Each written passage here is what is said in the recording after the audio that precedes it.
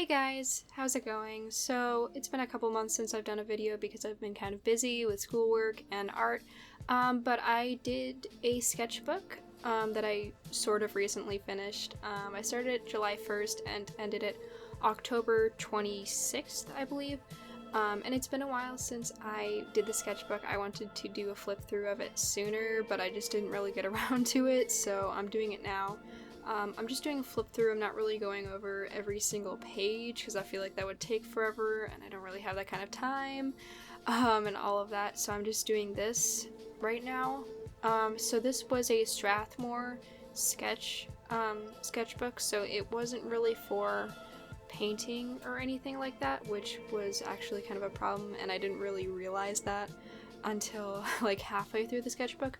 So throughout this you'll see sometimes I'm doing some paintings, mostly with gouache or watercolor, and it looks really bad and the paper is really wrinkled, and that's because this paper wasn't meant to hold any kind of paint, and I did not really realize that until like halfway through, and I looked on the cover and it says for dry media only, and I realized, oh, that's probably why. Here's a page example. Like, that storyboard was something with gouache and it just turned out awful. So just ignore that. If you guys have any questions about any specific pages, feel free to comment about it and I can respond more in depth if you want. But basically the goal of this sketchbook with me was, for a while now, I've been kind of dedicated to trying to get into CalArts, and I'm also trying to get into a summer camp at CalArts campus right now called CISA, the California State Summer School for the Arts. It's not run by CISA, but it's held at the it's not run by CalArts, but it's held at the campus. That's what I meant to say. So I've been doing a lot of observational drawing. Sorry if you guys hear any music in the background. My dad just started playing a video game. Anyway, I've been doing a lot of observational drawings because I realized that I needed to learn more realism and just get up to date with technical skill. So a lot of the sketchbook you'll see I do figure drawing and observational drawing and drawings of people, and I do that, I start to like increase doing that more towards the back of the book, so that might be something that you notice. This is my dad right here. Basically I was trying to turn like people into cartoons, and I used my dad as practice for that, and turning observations into like character designs and stuff like that. Also, the art in this book, it's a few months old even at the end. I mean, obviously the beginning was July, and then the end even was end of October, so it's been a couple months. And so it's been quite a while, and as a result, this isn't really accurate of my current skill level. I definitely think I've improved since I finished this book, like heavily, a large amount. And you can also, I think, see a improvement from the beginning of this book to the end of this book. I was definitely inspired by a lot of CalArts sketchbooks on YouTube, however, I tried not to get too influenced by them, and I still tried to like make my own thing out of it, but I definitely needed to work on like figure drawing and stuff like that. So that's basically what the sketchbook is dedicated to, and also my current one right now, which I'll do a flip through of that when I finish it. The other thing about this is that I was trying to do 2 pages a day, so I kept myself to a schedule as kind of a way to like keep myself on track, because I'd never really completed a sketchbook. I had completed one sketchbook before this. I know it says sketchbook number 4, but the first 2 I just kind of messed around with and didn't really keep them, and it was only the 3rd one, like halfway through, that I started like keeping consistently. So this is like my first like start to finish one that I finished. There's a couple pages at the beginning I did before July 1st, but those were like months and months ago, before I started working on this, that I did those. And I also didn't really start until July 1st, and as you can see right there, that was one of the pages. That was actually the page that I realized that the gouache didn't work because it was a dry media sketchbook, and so from the mouse painting on, that's when I stopped doing any sort of painting in this and just resulted in marker and colored pencil and stuff like that. because it just wasn't gonna work.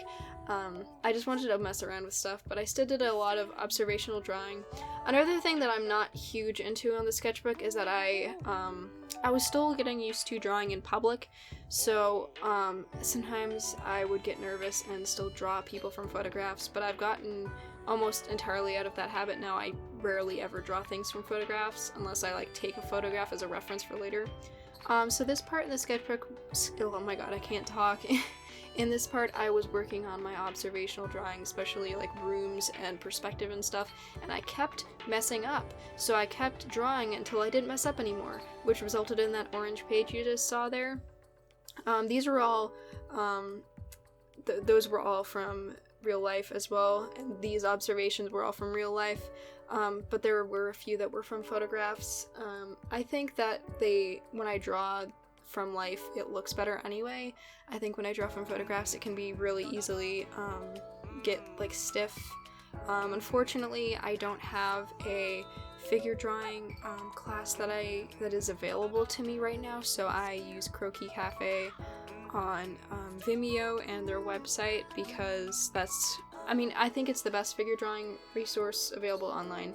And if I could draw, if I could do a live figure drawing class, I would.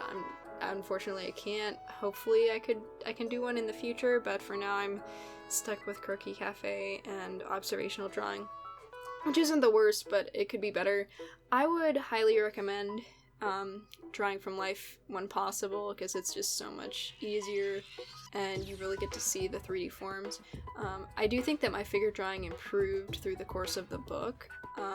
They got much more loose. This observational drawing page right here was, I think, a big improvement point, and these figures, like, from then on, these were a lot better, and that's when I started to, like, sort of develop an observational drawing style. Like, I was sort of getting into rhythms and technical aspects, and I was doing a lot of studies. Like, here, that was an ocelot study. I draw my cats. I was working with pastels for the first time. I just really went through all of it and just did whatever I could. I experimented with character design, with colored pencil, different mediums, shading. I didn't always like all of it, like that page right there. I didn't really like those character designs, but I still kept at it. I would draw hands, my OCs once in a while. I would try to, like, exaggerate, like, their proportions in cartoons and stuff, and I would draw my classmates a lot. I was taking French 4 at this time. I just finished it, and French 4, I sat in the back, and it was so boring, so I would always draw people in that class. These storyboards read up to down, just so you guys know if you're trying to read them. I stopped writing in the dialogue for them, like, halfway through, so only I know what they're saying, so, I would not bother trying to understand them. They probably don't make sense to anybody but me, and so yeah, so most of the rest of this is just, observations and figure drawings. I write the names of my friends next to these a lot, and yeah, like these right here, this was from a photograph, and you can kind of tell from the stiffness, but like these ones were all from life. There was a bubble tea cafe that we would go to a lot, and just kind of like doodle, and then I doodle people in class. These were from my AP Lang class. Oh yeah, and then here's Inktober. So what I did for Inktober was I really wanted to continue on my trend of observational drawing, but I also really wanted to do Inktober. So what I did instead was I would do a little tiny doodle of the prompt in like the corner for each day, and then I would just go through with whatever else I wanted. Once in a while, like on day 4, I would do like an actual full out illustration or like character design to the prompt. But for the most part, I would just do whatever I wanted, and that was the only way that I was really able to finish it. And you'll see it goes up to day, like 26 or something here, because then I ran out of paper, and I did finish Inktober in my next sketchbook that I'm still currently working on, so I'll do a sketchbook tour of that when I finish that. I did do acrylic there, but that was the only time, and it was the acrylics. I mean, first of all, the paper's not meant for acrylics, and those acrylics were really bad. They were Artist Loft brand, and they smelled really bad, and they were really hard to work with, so do not recommend. Artist Loft paints in general kind of suck. Yeah, here I was working with like a Micron brush pen, but it kind of sucks. I also wouldn't really recommend the Micron brush pens. If you're looking for a good brush pen, I like the Pentel Pocket Brush Pen. Microns, the problems with their nibs is they just fray, and there's no real way to fix them, and they're not like individual bristles, they're an actual nib. So yeah, this was one of my friend's drawings. She just stole my brush pen. Yeah, like these guys were all with the Pentel Pocket Brush Pen, and then these guys were just with a regular watercolor brush pen. And these were all observations and room observations. The one on the bottom done in pencil was when I went on a job shadow to the art museum. It was kind of boring and sad that we didn't get to shadow any artists, but yeah, it was still kind of cool, and I just once in a while I'd do like character designs, but the main focus was again on observations. And here's towards the end, and yeah, that's when I finished it.